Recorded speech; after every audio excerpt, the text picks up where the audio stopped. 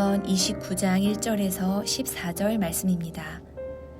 자주 책망을 받으면서도 목이 곧은 사람은 갑자기 패망을 당하고 피하지 못하리라. 의인이 많아지면 백성이 즐거워하고 악인이 권세를 잡으면 백성이 탄식하느니라. 지혜를 사모하는 자는 아비를 즐겁게 하여도 창기와 사귀는 자는 재물을 잃느니라. 왕은 정의로 나라를 견고하게 하나 뇌물을 억지로 내게 하는 자는 나라를 멸망시키느니라. 이웃에게 아첨하는 것은 그의 발 앞에 그물을 치는 것이니라. 악인이 범죄하는 것은 스스로 올무가 되게 하는 것이나 의인은 노래하고 기뻐하느니라. 의인은 가난한 자의 사정을 알아주나 악인은 알아줄 지식이 없느니라. 거만한 자는 성읍을 요란하게 하여도 슬기로운 자는 노를 그치게 하느니라. 지혜로운 자와 미련한 자가 다투면 지혜로운 자가 노하든지 웃든지 그 다툼은 그침이 없느니라. 피 흘리기를 좋아하는 자는 온전한 자를 미워하고 정직한 자의 생명을 찾느니라.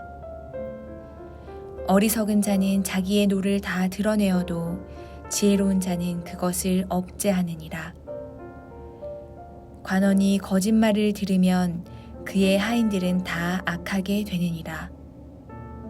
가난한 자와 포악한 자가 섞여 살거니와 여호와께서는 그 모두의 눈에 빛을 주시느니라.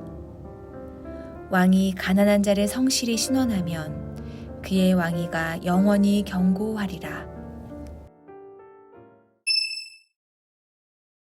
네, 오늘 우리 함께 나눌 말씀 잠언 29장 1절부터 14절까지의 말씀입니다. 우리가 세상을 살아가다 보면 이해하지 못할 일들이 일어나죠. 악인이 번창하고 악인이 잘 될 때 우리는 그런 생각을 합니다. 그때 많은 사람들이 하나님을 원망합니다. 신이 살아있다면 어찌해서 이런 일이 일어날 수 있는가 하면서 신을 조롱하기도 하고 또 그런 일들을 신이 없는 것에 대한 근거로 삼기도 합니다. 그렇게 생각할 수 있다는 생각을 하게 돼요. 그런데 그러면 성경은 그것에 대해서 무엇이라고 이야기하는가에 대해서 우리가 좀 살펴볼 필요가 있는데요. 성경에서 하나님은 어떤 분인가에 대해서 우리가 살펴보다 보면 오늘 우리가 읽은 잠언에도 13절에 보면 조금은 이해할 수 없는 말이 등장하게 되죠.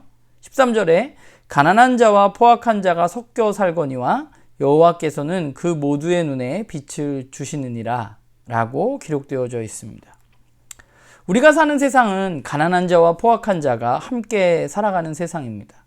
그런데 문제는 하나님께서 모두에게 빛을 주신다는 것입니다. 포악한 자에게는 빛을 주시지 않으면 좋겠는데 하나님은 둘 모두에게 빛을 비추어 주십니다. 그러면 대체 왜 그러시는 걸까요? 그냥 바로바로 포악한 자에 대해서 그 악에 대해서 빛을 비춰주지 않으시고 심판하시면 안 되는가라는 생각을 하게 돼요.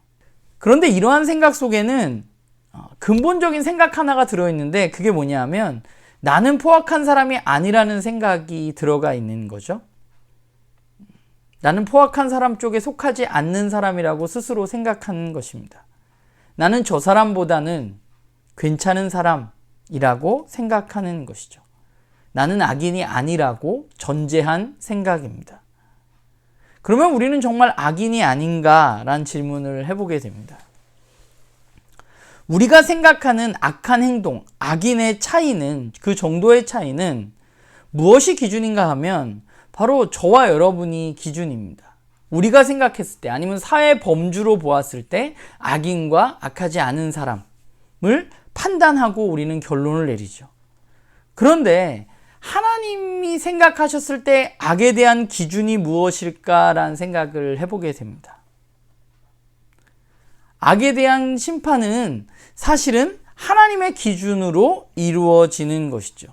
악에 대한 기준이 하나님의 기준으로 이루어진다면 이 세상에 어쩌면 남아있는 사람이 한 명도 되지 않을 수 있습니다. 하나님이 악을 행할 때마다 심판을 하신다면. 그러면 이러한 상황 가운데 우리는 어떻게 해야 되는가 생각해 보면 말씀은 또 뭐라고 이야기하고 있나 좀 살펴볼 필요가 있는 것 같은데 우리가 해야 될 생각은 사실 하나님이 그들을 왜 벌 주시지 않는가에 대한 생각도 물론 할 수 있죠. 그러나 그것보다 앞서야 하는 생각이 하나 있는데 그게 뭐냐면 그러면 나는 하나님 원하는 삶, 나는 공의로운 삶을 살고 있는가에 대한 생각입니다.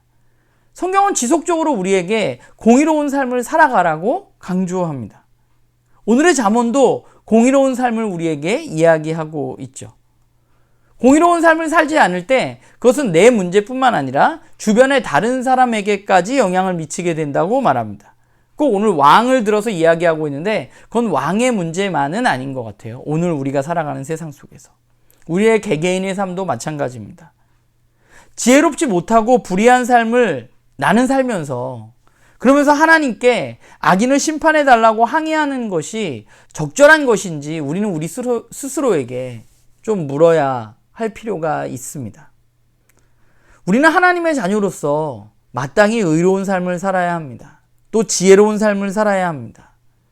세상에 미련하고 거만하고 어리석은 삶의 태도를 버리고 우리는 의로운 삶으로 나아가야만 하는 사람들입니다. 그리고 잠언은 우리에게 그 의로운 삶으로 나아가기 위해서 하나님을 경외하는 삶이 필수라고 말합니다. 거기서부터 의로운 삶이 나오는 것이라고 말해요. 하나님을 경외하지 않고 지혜로운 삶을, 의로운 삶을 살아갈 수 없습니다. 우리가 무언가를 아는 것과 그것을 삶으로 살아가는 것은 조금 차이가 있는 것 같아요.